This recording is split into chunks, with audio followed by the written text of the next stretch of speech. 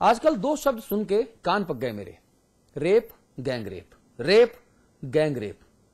दिल्ली हो उत्तर प्रदेश हो, कोई फर्क नहीं, अंतर नहीं है। आखिर कानून व्यवस्था नाम की भी कोई चीज है साहब, या जंगल राज है उत्तर प्रदेश में। जब जहां जिसे मन चाहा पकड़ लिया। यह उसी यूपी की हकीकत है जहां की सरकार कानून व्यवस्था को लेकर बड़े बड़े दावे करती है, लेकिन महज 2 दिनों में बलात्कार और सामूहिक बलात्कार की 7 वारदातों ने अखिलेश भैया जी की सरकार के तमाम दावों की बखिया उधेड़ के रख दी है। इस मुद्दे पर बात करेंगे। अमिताभ अग्निहोत्री हमारे साथ दिल्ली से हैं ही, लखनऊ से हमारे साथ उरुषा राणा साहिबा जुड़ रही हैं। आप सामाजिक कार्यकर्ता हैं, स्वागत है आपका। हमारे साथ रविदास मल्होत्रा साहब जुड़ेंगे, सत्तारूढ़ समाजवादी पार्टी के माननीय विधायक हैं। आप सभी लोगों से इस मुद्दे पर हम एक एक करके बातचीत करेंगे। तो दिल्ली गैंग रेप के बाद दिल्ली में महिलाओं की सुरक्षा को लेकर जो सवालिया निशान लग गए, उससे कहीं ज्यादा संगीन और उससे ज्यादा बड़े सवाल उठ रहे हैं उत्तर प्रदेश में महिलाओं की सुरक्षा व्यवस्था को लेकर, जहां पिछले 48 घंटों में बलात्कार और सामूहिक बलात्कार की 7 वारदातों से पूरा प्रदेश, पूरा सूबा दहल उठा है।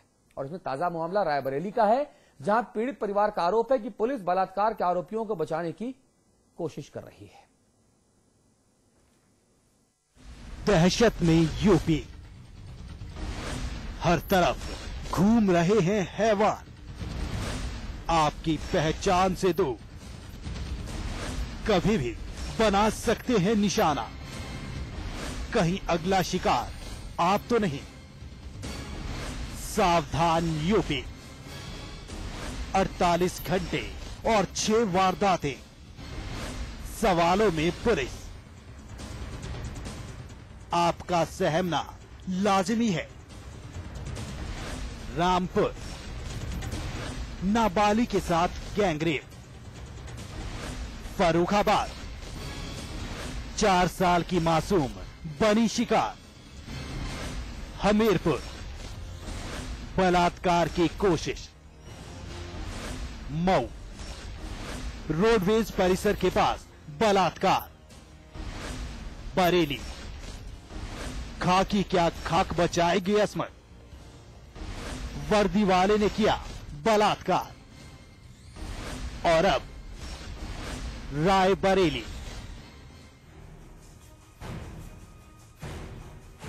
48 घंटे और 6 वारदातों से शर्मसार है यूपी। ताजा मामला है रायबरेली का, जहां के बदोखर थाना इलाके के मनेहरू गांव में एक शादीशुदा महिला के साथ सामूहिक बलात्कार किया गया। हैरानी इस बात की है कि ज्यादातर मामलों की तरह इस मामले में भी पुलिस का रवैया चौंकाने वाला है। जरा सुनिए पीड़ित महिला के पति का बयान। मैं जबरियन उसके घर में गलत काम किया 2 लोगों ने। मैं घर पे था नहीं। फिर उसके बाद 4 बजे से पुलिस दोनों को ले आई, मेरी पत्नी को और भाभी को। पता नहीं मेरे कहाँ हैं कहाँ नहीं। सुना आपने, दबंगों की पहुंच और उनकी गुलामी कर रहे इलाके के खाकीधारी। जी हाँ, इसे गुलामी नहीं तो और क्या कहेंगे, जो पीड़ित को इंसाफ दिलाने के बजाय बलात्कार के आरोपी दबंगों का बचाव कर रहे हैं और मसला सुलझाने का दबाव बना रहे हैं। आखिर क्यों आरोपियों के साथ हमदर्दी दिखा रही है रायबरेली पुलिस?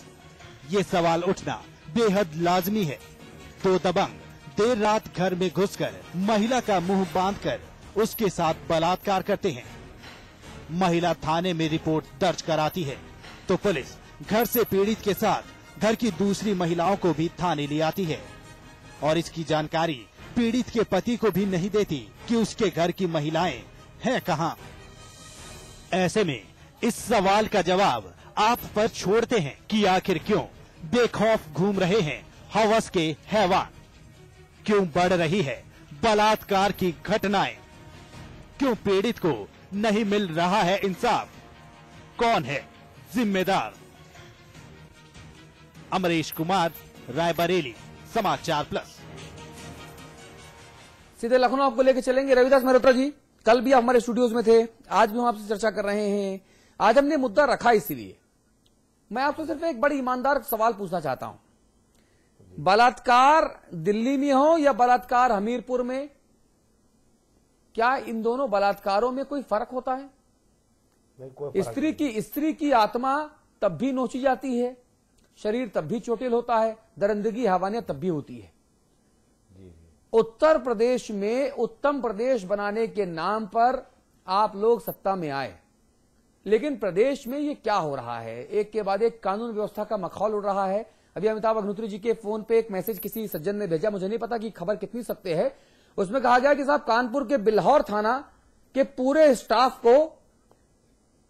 स्टाफ को इसलिए बदल दिया गया कि उन्होंने सत्तारूढ़ समाजवादी पार्टी के एक छुटभइये नेता के खिलाफ कार्रवाई करने का दुस्साहस किया था। अगर सरकार का ये इकबाल होगा तो फिर इस तरह के बलात्कारी, इस तरह के ददुआ, इस तरह के दबंग वो तो सर उठाएंगे ही। और इसके लिए समाजवादी पार्टी शुरू से बदनाम भी रही है। ये आप लोगों की ईमानदार कोशिश होनी चाहिए थी। शपथ ग्रहण वाले दिन भी आपने हमारे स्टूडियो में बैठ के हमसे ये बात कही थी, लेकिन कुछ नहीं हुआ। 2 घंटों में 7 बलात्कार जो रिपोर्ट हुए हैं, और इसको कम से कम 3 या 4 से गुणा कर दीजिए जो रिपोर्ट नहीं हुए। ऐसे सुबह चलेगा?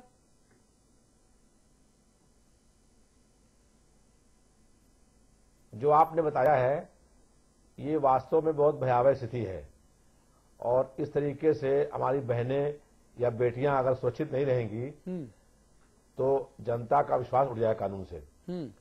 और जो पुलिस वाले वर्दी में हैं, जिनका एक काम है कि इसको रोकना, और जब उनके ऊपर ऐसे आरोप लग रहे हैं तो ये बातें और गंभीर हो गई हैं।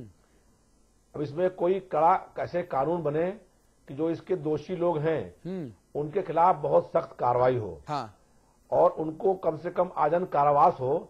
अच्छा ये बताइए, इस देश में रविदास जी, आपने ये बात कह के कि कड़ा कानून बने, गेंद को बहुत खूबसूरती से फिर दिल्ली फेंक दिया वापस। कानून तो अभी है। नहीं रविदास जी माफ कीजिएगा, मैं आपका तमाम अदब करता हूं, लेकिन आज इस मुद्दे पर मैं आपसे बहुत मुखरता के साथ असहमत हूं। कानून अभी है। मैंने उस दिन भी आपसे कहा था, नहीं रविदास जी नहीं, क्षमा कीजिएगा, मैंने उस दिन भी आपसे कहा था कि रविदास जी बस में ड्राइवर, कंडक्टर, क्लीनर के द्वारा किया गया कुकृत्य और दरोगा के द्वारा किए गए थाने में बलात्कार में मैं अंतर पाता हूं, बुनियादी अंतर पाता हूं। घर में घुस के दबंग बलात्कार कर रहे हैं, घर में घुसकर, दिन दहाड़े, रात होने का भी इंतजार नहीं। ये कानून व्यवस्था है? कानून नहीं है क्या? किसी के घर में घुस के बलात्कार कर दे, इसके रोकने के लिए कानून नहीं क्या उत्तर प्रदेश सरकार के पास? नहीं। और आपकी सरकार ने किया क्या, मुझे बताइए। 2 दिन में 7 से ज्यादा बलात्कार रिपोर्ट हुए, आपकी सरकार ने क्या किया? नहीं, इसके ऊपर जो भी दोषी लोग हों उनको गिरफ्तार करके उनके साथ सख्ती से कार्रवाई हो। अरे भाई, ये मांग कौन कर रहा है? ये मांग अतुल अग्रवाल, अमिताभ अग्निहोत्री जी और उषा राणा करे तो समझ में आता है कि हम सरकार नहीं है। आप तो सरकार हैं, पूरा तंत्र आपके हाथ में है।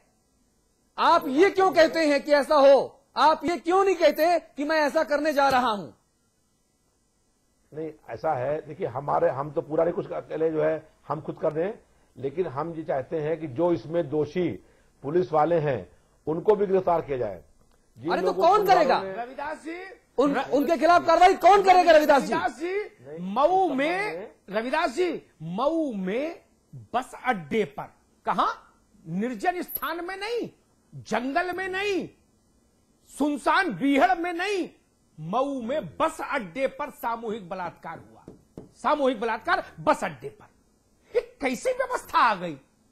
मैं मानता हूं अपराध हो सकते हैं, लेकिन अपराध इस हनक और दबंगई के साथ हो रहे हैं। लग रहा है कि जो भी दरिंदे हैं वो कानून को चुनौती दे रहे हैं, अपराध करने के लिए वोट भी नहीं ले रहे, आड़ भी नहीं ले रहे। उषा राणा जी, ये है हमारे आपके उत्तर प्रदेश की हकीकत।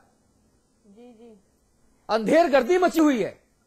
जी, बहुत अफसोस की बात है कि जहां देवी माना जाता था, हिंदुस्तान में कहते हैं औरतों को देवी कहा जाता है, तो ये हिस्ट्री रह गया है। सिर्फ कहलाने पे लोग कहते हैं कि देवी हैं, लेकिन देवी की ये हालत है तो सोच लिए इससे बुरा हशर और क्या हो सकता है। आम जनों को क्या होगा? मेरा तो ये मानना है कि जितना सख्त से सख्त उनको सजा दे सकते हैं और देनी चाहिए। ये नहीं कि मतलब होना चाहिए अभी से ये